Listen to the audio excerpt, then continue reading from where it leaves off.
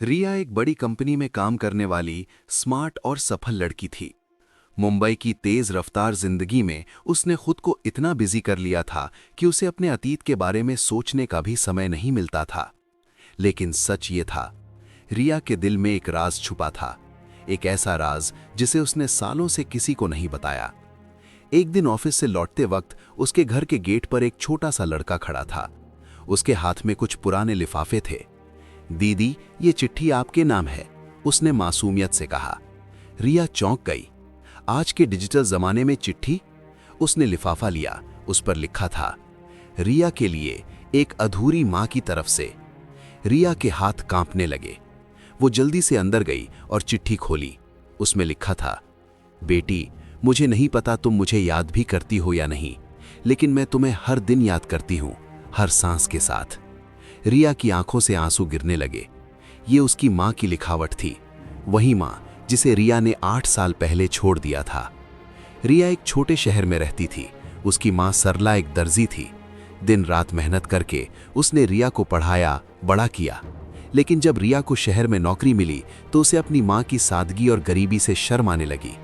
एक दिन गुस्से में उसने कह दिया, मुझे आपकी जरूरत नहीं है, आप मेरी जिंदगी से दूर रहिए। उस दिन सरला चुपचाप रोती रही और रिया शहर छोड़कर चली गई। रिया कांपते हाथों से चिट्ठी पढ़ती रही।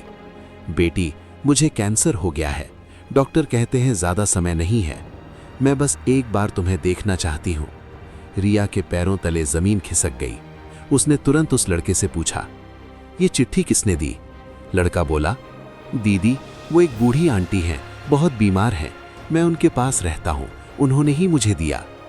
रिया बिना एक पल गंवाए उस लड़के के साथ चल पड़ी। कुछ देर बाद वो एक छोटे से पुराने घर के सामने खड़ी थी। दरवाजा आधा खुला था।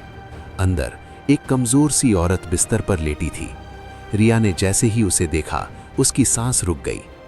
माँ, सरला ने धीरे से आंखें खोली और हल्की मुस्कान के साथ बोली, तू आ गई, मुझे पता था तू जरूर आएगी।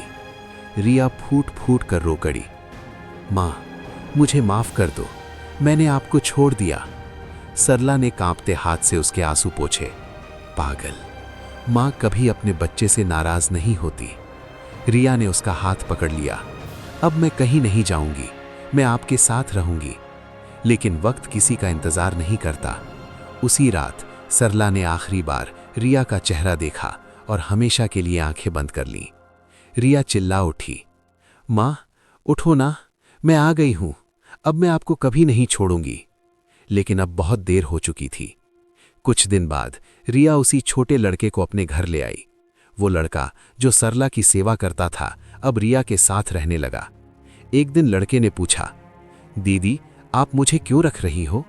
रिया ने उसे गले लगाकर कहा, क्योंकि मैंने अपनी मां को खो दिया, अब मैं किसी और को अकेला नहीं छोड़ सकती। जिंदगी में सबसे बड़ी गलती वही होती है जब हम उन लोगों को खो देते हैं जो हमें बिना किसी शर्त के प्यार करते हैं।